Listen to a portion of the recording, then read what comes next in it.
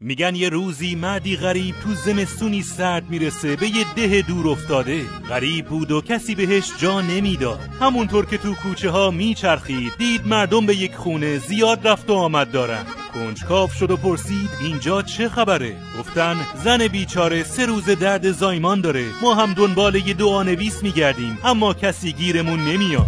مرد تا اینو شنید گفت بابا خدا دعانویس رو براتون رسونده. من 1000 جور دعا بلدم. مردم هم با عزت و احترام بردنش تو. خرش رو بستن تو طویله گرم. خودش رو هم نشوندن زیر کرسی. قلم و کاغذ آوردن و گفتن استاد بنویس. مرد هم چیزی نوشت و گفت اینو بندازید تو آب و آبشو بدید زائو بخوره. از قضا همین که این آبو دادن زن بچه رو سالم به دنیا آورد. مردم ده که این معجزه رو دیدن هرچی پول و غذا داشتن ریختن پای مرد و چند روز هم نگهش داشتن تا هوا خوب شد و راهیش کردن. بعد از رفتنش یکی از اهالی کاغذ دعا رو پیدا کرد و دید با خط کج و کوله نوشته خودم به جا خرم به جا میخوای بذار میخوای نذار.